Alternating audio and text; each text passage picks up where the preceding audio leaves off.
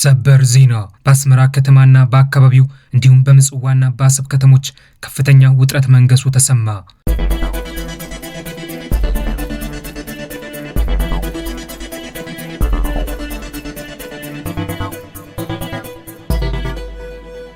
ሰላም ጤና ይስጥልን ውድ የኢትዮ ዴሊ ኒውስ ቤተሰቦች እንደምን ቆያችሁ? እነሆ ከታማኝና ውስጥ አዋቂ መረጃ ምንጮቻችን የሰበሰብናቸውና ለዚህ የመረጃ ሰዓት የደረሱልንን ወቅታዊ ጉዳዮች ይዘንላችሁ ቀርበናል። ውድ የኢትዮ ዴሊ ኒውስ ቤተሰቦች ወቅታዊ መረጃዎቻችንን ለመከታተል ያመቻችሁ ዘንድ ዋና ዋና ጉዳዮችን አስቀድመን እናስተዋውቃችሁ። በአስመራ ከተማና በአካባቢው እንዲሁም በምጽዋና በአሰብ ከተሞች ያልተለመደ እንቅስቃሴ መኖሩ ታውቋል።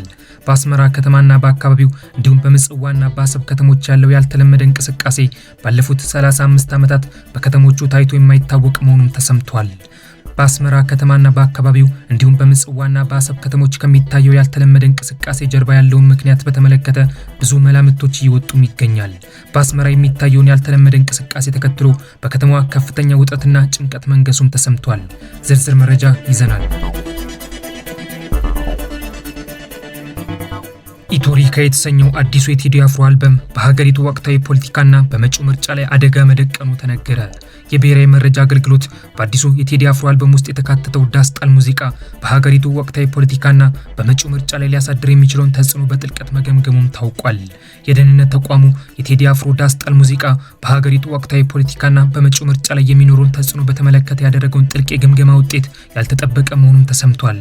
የደህንነት ተቋሙ የዳስጣል ሙዚቃ በሀገሪቱ ወቅታዊ ፖለቲካና በመጪው ምርጫ ላይ የሚኖረውን ተጽዕኖ በተመለከተ ያደረገውን ግምገማ ተከትሎ ባቀረበው ምክረ ሐሳብ ላይ የመንግስት ውሳኔ እየተጠበቀ መሆኑን ታውቋል። ዝርዝር መረጃ ይዘናል። በጎጃም የወጣቶች የጅምላ ግድያ መፈጸሙና የወጣቶች የጅምላ መቃብር መገኘቱን ተሰማ። በጎጃም በተፈጸመው የጅምላ ግድያ የተረሸኑና ጅምላ መቃብር ውስጥ የተገኙ ወጣቶች ብዛትና ማንነት መለየቱም ታውቋል። በጎጃም ከተፈጸመው የወጣቶች የጅምላ ግድያ ጀርባ ያሉ ታጣቂዎችና ትዕዛዙን ያስተላልፉ አዛዦች ማንነትም በዝርዝር ታውቋል። ይህንንም በዝርዝር እንመለከተዋለን። ውድ የኢትዮ ዴሊ ኒውስ ቤተሰቦች በዚህ የመረጃ ሰዓት እነዚህና ሌሎች ጉዳዮችን በዝርዝር እንነግራችኋለን። አስቀድማችሁ ቻናላችንን ላይክ እና ሼር እንድታደርጉ እንዲሁም መረጃዎቻችንን እንድትከታተሉን በአክብሮት እንጋብዛለን። በጎጃም የወጣቶች የጅምላ ግድያ መፈጸሙና የወጣቶች የጅምላ መቃብር መገኘቱም ተሰማ። በጎጃም በተፈጸመው የጅምላ ግድያ የተረሸኑና ጅምላ መቃብር ውስጥ የተገኙ ወጣቶች ብዛትና ማንነት መለየቱም ታውቋል። በጎጃም ከተፈጸመው የወጣቶች የጅምላ ግድያ ጀርባ ያሉ ታጣቂዎችና ትዕዛዙን ያስተላልፉ አዛዦች ማንነትም በዝርዝር ታውቋል።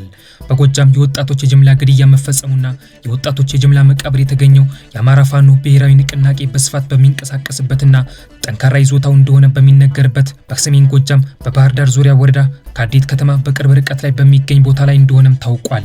ከቀናት በፊት በአማራ ክልል የአድማ ብተና አባላትና በአካባቢው ሚሊሻዎች በተገኘ የጅምላ መቃብር ውስጥ ከ30 በላይ ማንነታቸው ያልታወቀ ሰዎች ተቀብረው መገኘታቸውም ተሰምቷል።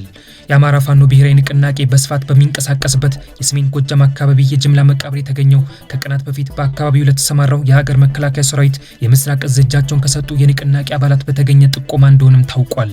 ከቀናት በፊት ለሀገር መከላከያ ሰራዊት የምስራቅ እዝ እጃቸውን የሰጡት የንቅናቄ አባላት የጅምላ መቃብሩ በሰሜን ጎጃም አካባቢ የሚንቀሳቀሰው የአማራ ፋኖ ብሔራዊ ንቅናቄ የቴዎድሮስ እዝ አባላት የነበሩና ከአንድ ወር በፊት በንቅናቄ ወታደራዊ ፍርድ ቤት የጥፋተኝነት ውሳኔ ተላልፎባቸው የተቀጡ ወጣቶች መሆኑን መገለጻቸው ተነግሯል።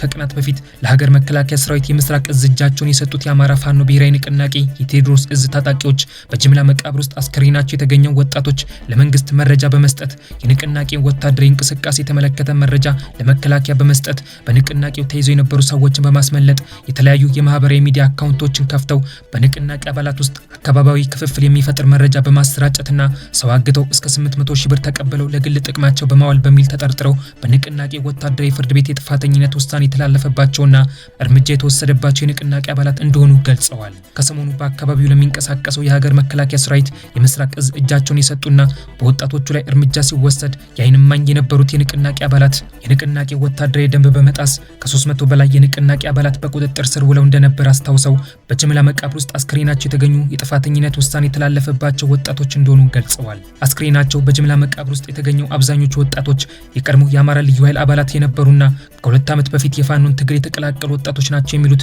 እጃቸውን ለመከላከያ የሰጡት የንቅናቄው ታጣቂዎች ወጣቶቹ የተረሸኑት ወታደራዊ ፍርድ ቤት ውስጥ ከፍተኛ ተጽዕኖ ባላቸው በንቅናቄው ሊቀመንበር ዘመነ ካሴ፣ በንቅናቄው የህዝብ ግንኙነት ኃላፊ አስረስ ማር ዳምጤውና በማርሸት ፀሐይ ቀጥተኛ ትዕዛዝ ነው በሚል ቃላቸውን መስጠታቸውን በአካባቢው ከሚንቀሳቀሰው የሀገር መከላከያ ሰራዊት የምስራቅ እዝ የውስጥ ምንጮች የተገኘ መረጃ አመልክቷል።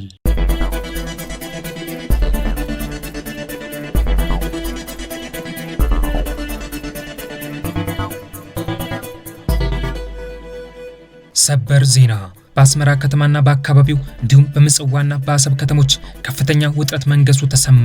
በአስመራ ከተማና በአካባቢው እንዲሁም በምጽዋና በአሰብ ከተሞች ያልተለመደ እንቅስቃሴ መኖሩም ታውቋል። በአስመራ ከተማና በአካባቢው እንዲሁም በምጽዋና በአሰብ ከተሞች ያለው ያልተለመደ እንቅስቃሴ ባለፉት 35 ዓመታት በከተሞቹ ታይቶ የማይታወቅ መሆኑም ተሰምቷል። በአስመራ ከተማና በአካባቢው እንዲሁም በምጽዋና በአሰብ ከተሞች ከሚታየው ያልተለመደ እንቅስቃሴ ጀርባ ያለውን ምክንያት በተመለከተ ብዙ መላምቶች እየወጡም ይገኛል። በአስመራ የሚታየውን ያልተለመደ እንቅስቃሴ ተከትሎ በከተማዋ ከፍተኛ ውጥረትና ጭንቀት መንገሱ ተሰማ። በአስመራ ከተማና በአካባቢው እንዲሁም በምጽዋና በአሰብ ያልተለመደ እንቅስቃሴ መኖሩም ታውቋል። በአስመራና በአካባቢው እንዲሁም በምጽዋና በአሰብ የሚታየው ውጥረትና ያልተለመደ እንቅስቃሴ ባለፉት 35 ዓመታት ያልታየ እንደሆነም ታውቋል። በአስመራ ከተማና በአካባቢው እንዲሁም በምጽዋና በአሰብ የሚታየው ውጥረትና ያልተለመደ እንቅስቃሴ ተከትሎ የከተሞቹ ነዋሪ በከፍተኛ ሁኔታ መረበሹም ተሰምቷል። አሜሪካና እስራኤል በኢራን ላይ የከፈቱት ጦርነት ምንም መቋጫ ባላገኘበትና የመካከለኛው ምስራቅ ቀውስ ወደ ቀይ ባህር ቀጠና የመዛመት ምልክት ማሳየት በጀመረበት እንዲሁም በኢትዮጵያና በኤርትራ መካከል የጦርነት ስጋት ባንዣበበበት በዚህ ሰዓት በአንዳንድ በአስመራና በአካባቢው እንዲሁም በምጽዋና በአሰብ ከተሞች ውጥረት መንገሱም ተሰምቷል። በአስመራ ከተማና በአካባቢው ከሚገኙ የተለያዩ ሀገራት የዲፕሎማቲክ ምንጮች የተገኘው መረጃ ባልታወቀ ምክንያት ባለፉት 2 ሳምንታት በአስመራና በአካባቢው እንዲሁም በምጽዋና በአሰብ ከተሞች ከፍተኛ ውጥረት መንገሱን፣ በከተሞቹ የሚታየው ውጥረት ደግሞ ባለፉት 35 ዓመታት ያልታየ መሆኑን አመላክተዋል። ባለፉት 35 ዓመታት ባልተለመደ መልኩ በአስመራ ከተማ የተጠናከረ ወታደራዊ እንቅስቃሴ መመልከታቸውን በኤርትራ የመከላከያ ሚኒስቴር በደህንነት መስሪያ ቤት እንዲሁም በፕሬዝዳንቱ መኖሪያ አካባቢና በአስመራ ከተማ ወጣ ብሎ በሚገኘው ፕሬዝዳንት ኢሳያስ አፈወርቂ የውጭ ሀገራት እንግዶችን በሚቀበልበት ደንዳን ገስት ሃውስ አካባቢ የተጠናከረ ጥበቃ እየተደረገ እንደሆነ በከተማዋ የሚገኙ ዲፕሎማቲክ ምንጮች አመልክተዋል። በአስመራና በአካባቢው እንዲሁም በምጽዋና በአሰብ ከተሞች የሚገኙ የኢትዮ ዴሊ ኒውስ ምንጮችም በከተሞቹ ውጥረት መንገሱንና ያልተለመደ እንቅስቃሴ መኖሩን በተለያዩ ከተሞች ጥብቅ ቁጥጥርና የሰዓት እላፊ የሚመስል ድባብ መኖሩን እንዲሁም በሁሉም ከተሞች የጦርነት ዝግጅት የሚመስል እንቅስቃሴ እንዳለ አረጋግጠዋል። በአስመራና በአካባቢው የሚገኙ አንዳንድ ዲፕሎማቲክ ምንጮች በአስመራና በአካባቢውም ሆነ በምጽዋና በአሰብ ከተሞች የሚታየውን ውጥረት በቀጥታ በሰሜኑ የኢትዮጵያ ክፍል በተለይ በትግራይ ክልል ከሚታየው የጦርነት ስጋት ጋር እንደሚገናኝም አመልክተዋል። የኤርትራ መንግስት ከህወሓት ጋር ጽምዶ በሚል የጀመረውን ግንኙነት የኢትዮጵያ መንግስት በተደጋጋሚ ማውገዙን ያመለከቱት እነዚህ የዲፕሎማቲክ ምንጮች ከሰሞኑ ህወሓት በፕሪቶሪያ ስምምነት መሰረት የተቋቋመውን የትግራይ ክልል ጊዜያዊ አስተዳደርን ለማፍረስ የሚደረገውን እንቅስቃሴ ተከትሎ በክልሉ ግጭት መፈጠሩ አይቀሬ እንደሆነ አመልክተዋል። ባለፉት ወራት በኤርትራ መንግስትና በህወሓት መካከል ጠንካራ ግንኙነት መፈጠሩን ያስታወሱት እነዚህ የዲፕሎማቲክ ምንጮች ህወሓት የትግራይ ጊዜያዊ አስተዳደርን ማፍረሱን ተከትሎ ከፌዴራል መንግስት ጋር ግጭት ውስጥ ከገባ የኤርትራ መንግስት ከህወሓት ጎን ተሰልፎ በቀጥታ የግጭቱ አካል እንደሚሆንም ጠቁመዋል። በአስመራና በአካባቢው እንዲሁም በምጽዋና በአሰብ የሚታየው ውጥረትና ያልተለመደ እንቅስቃሴ በፌዴራል መንግስትና በህወሓት ታጣቂዎች መካከል ከሰሞኑ ግጭት እንደሚፈጥር አመላካች ነው የሚል ግምታቸውን የሚያስቀምጡት እነዚህ የዲፕሎማቲክ ምንጮች ባለፉት 2 ሳምንታት የሚታየው ያልተለመደ እንቅስቃሴ የኤርትራ መንግስት የጦርነት ዝግጅት ላይ መሆኑን ማሳያ ነው ብለዋል። የኢትዮጵያ መንግስት የባህር በር ጥያቄ ማንሳት ከጀመረበት ጊዜ ጀምሮ በኤርትራና በኢትዮጵያ መንግስት መካከል ከፍተኛ ውጥረትና የጦርነት ስጋት እንዳለ ያመላከቱት ሌሎች የዲፕሎማቲክ ምንጮች ደግሞ አስመራን ጨምሮ በሁሉም የኤርትራ ከተሞች የሚታየው የጦርነት ድባብና የጦርነት ዝግጅት የኢትዮጵያ መንግስት ሰራዊቱን በአፋር ክልል በኩል ወደ ኤርትራ ድንበር ማንቀሳቀስ መጀመሩን ተከትሎ እንደሆነ አመልክተዋል። በአስመራ ከተማ የሚገኝ ቤተሰብ ያላቸው አንድ የኢትዮ ዴሊ ኒውስ ምንጭ እስራኤልና አሜሪካ ኢራንን ለማዳከም አስቀድመው መሪዎቿን በአየር ድብደባ እንደገደሉ ሁሉ ዶክተር አብይ አህመድ ፕሬዝዳንት ኢሳያስ አፈወርቂንና የኤርትራ ሰራዊት አዛዥ ጀነራል ፊሊጶስ ወልደ ዮሐንስን በድሮን ለመግደልና አሰብን ለመውረር ተዘጋጅቷል የሚል ወሬዎች በአስመራ ውስጥ በስፋት ሲናፈሱ መቆየታቸውን ያመለከቱ ሲሆን በአስመራና በአካባቢው እንዲሁም በምጽዋና በአሰብ ከተሞች የሚታየው ውጥረትና ያልተለመደ እንቅስቃሴ በትግራይ ክልል የሚፈጠር ክስተት መሰረት አድርጎ ከኢትዮጵያ የሚቃጣ ጥቃት ለመመከት የሚደረግ ዝግጅት ነው የሚል ሐሳብ ሰጥተዋል። በአስመራ የሚገኙ ሌሎች የዲፕሎማቲክ ምንጮች ደግሞ በአስመራና በአካባቢው እንዲሁም በምጽዋና በአሰብ ከተሞች የሚታየው ውጥረትና ያልተለመደ እንቅስቃሴ ከፕሬዝዳንት ኢሳያስ አፈወርቂ ጤና ጋር የተገናኘ እንደሆነም አመልክተዋል። እነዚህ የዲፕሎማቲክ ምንጮች ከወራት በፊት በግብጽና በሳውዲ አረቢያ ሕክምና ያደረጉት ፕሬዝዳንት ኢሳያስ አፈወርቂ በድጋሚ በጠና መታመማቸውን አመልክተው በአስመራና በአካባቢው እንዲሁም በምጽዋና በአሰብ ከተሞች የሚታየው ውጥረትና ያልተለመደ እንቅስቃሴ እንዲሁም የኤርትራ ባለስልጣናት ስጋት ውስጥ የገቡት ፕሬዝዳንት ኢሳያስ አፈወርቂ በጠና ታመው መሆናቸውን አስታውቀዋል።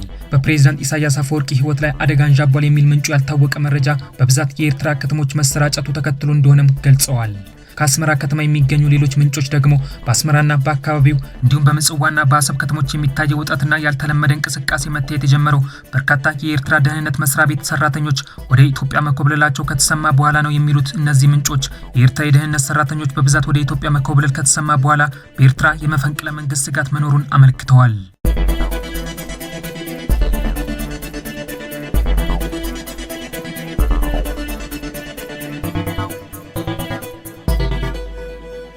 ኢትዮሪካ የተሰኘው አዲሱ የቴዲ አፍሮ አልበም በወቅታዊ የሀገራዊ ፖለቲካና በመጪው ምርጫ ላይ አደጋ መደቀኑ ተነገረ።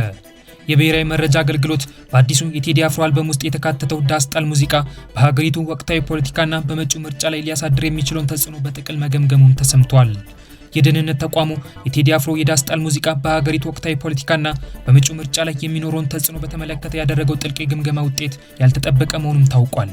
የደህንነት ተቋሙ የዳስጣል ሙዚቃ በሀገሪቱ ወቅታዊ ፖለቲካና በመጪው ምርጫ ላይ የሚኖረውን ተጽዕኖ በተመለከተ ያደረገውን ግምገማ ተከትሎ ባቀረበው ምክረ ሀሳብ ላይ የመንግስት ውሳኔ እየተጠበቀ መሆኑም ተሰምቷል።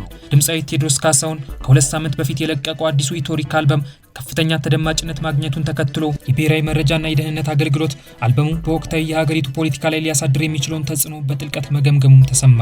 የብሔራዊ መረጃ አገልግሎት በበርካታ ፖለቲካዊ መልእክቶች የታጨቀውና በቀናት ውስጥ ከ100 ሚሊዮን በላይ የማህበራዊ ሚዲያ ተመልካቾችን ማግኘት የቻለው አዲሱ የቴዲ አፍሮ አልበም በወቅታዊ የሀገሪቱ ፖለቲካ ላይ ሊያሳድር የሚችለውን ተጽዕኖ የገመገመ ሲሆን አልበሙ መለቀቁን ተከትሎ በማህበራዊ ሚዲያ የሚሰራጨው የአመጽ ጥሪ እንዲሁም በሃይማኖትና ብሔር ተኮር ብሽሽቅ በከፍተኛ ደረጃ ተባብሶ መቀጠሉም ታውቋል።